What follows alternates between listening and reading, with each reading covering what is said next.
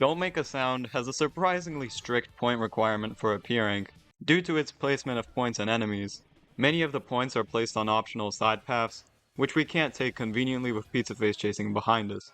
So meeting the point requirement ended up being more difficult than expected.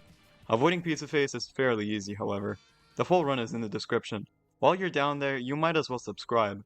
I have a ton of videos discussing previous levels just like this one, so if you're new here, you can binge watch all of them on my channel. The start of a level is pretty tame up until the first secret.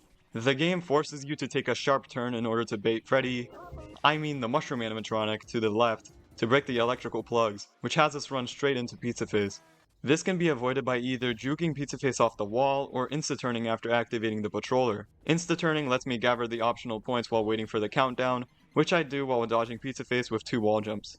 After the mushroom animatronic is activated, I make sure to taunt twice while far away from Pizzaface to ensure that it breaks the electrical plugs before I reset the room. The first secret and the chase afterwards are both free, where I mess up some movement. Entering the kitchen, I do 2 precise insta-turns, the second being an up dog, to maintain speed efficiently. Getting the big collect on the left is a bit too out of the way, so I skip it. I super taunt the 4 patrollers after fast falling here to get some extra points. Efficient super taunt usage is a key way of getting enough points for the peering, which I will be using throughout the level.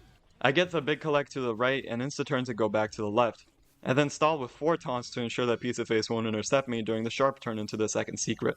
This secret also has Pizzaface spawning really far away, so I can really do whatever I want. The closet section with the puppet is one of the more complex ones, as there's a lot of precise movement sections to maximize points.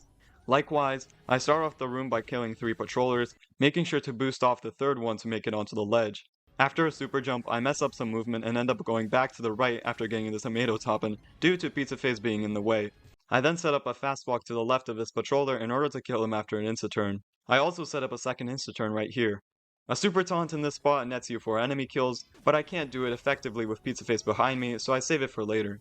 I do a precise wall jump to get onto the right wall, where I also can't super taunt as that would risk losing speed. I enter the third secret as usual, where Pizzaface also isn't a problem. I use the super taunt after breaking the metal block to net 2 extra enemy kills, which is pretty helpful in getting enough points in the long run. The first section with the sausage animatronic requires me to stop and wait for him to break the electrical plugs, which I can't do with Pizzaface being behind me. So instead, I taunt twice to activate the alarms, and make sure the sausage animatronic breaks the plugs while I'm juking Pizzaface, similar to what we did with the mushroom animatronic earlier. A similar problem arises in the next room, where I need to aggro the patroller at the top of the room here, which leads to us falling right into Pizzaface. Fortunately, a mock launch off the previous wall gives us just enough height to taunt and sound the alarms, without Pizzaface being too close to me. I then juke him off the left wall, fast fall, and go to the right to get the extra points before juking him a second time. I fail another fast fall during the butcher chase, but I have enough distance between Pizzaface to easily recover. The next and final chase sequence is pretty simple, as I'm able to maintain Mach 4 speed throughout the entire room, only stopping to get Jerome and to fail an up dog. Now we get the shotgun, which we need to pick up as fast as possible, as Pizzaface doesn't stop during this animation. So I quickly shoot the target blocks and kill Pillow John to exit the room. Pressing down while in the loading transition automatically puts Peppino into a body slam state, which avoids the bounce that would happen usually.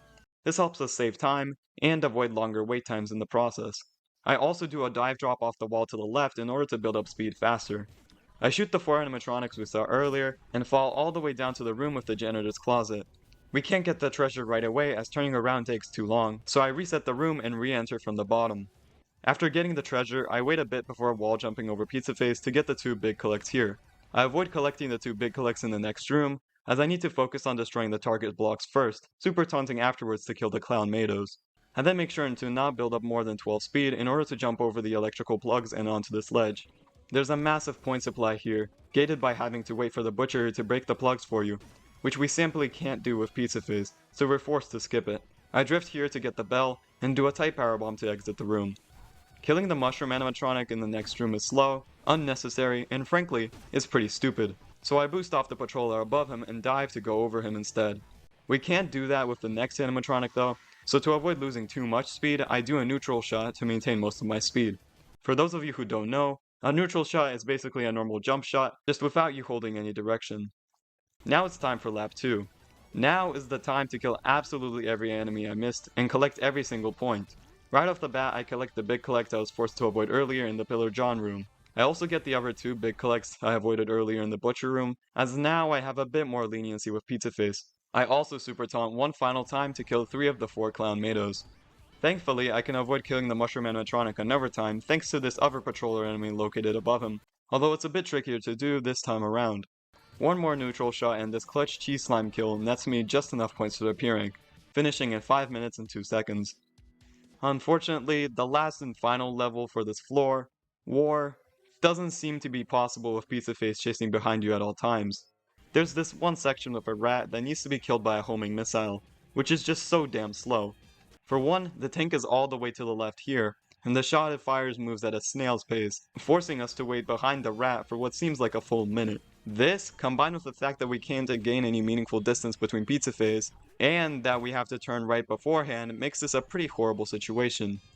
You can probably wait out the missile while juking Pizzaface in the top corridor, which can be made easier with the noise's faster acceleration, but even then, the missile homes onto the player, not the rat, so you need to get past the small turns and right behind the rat, all while Pizzaface is behind you.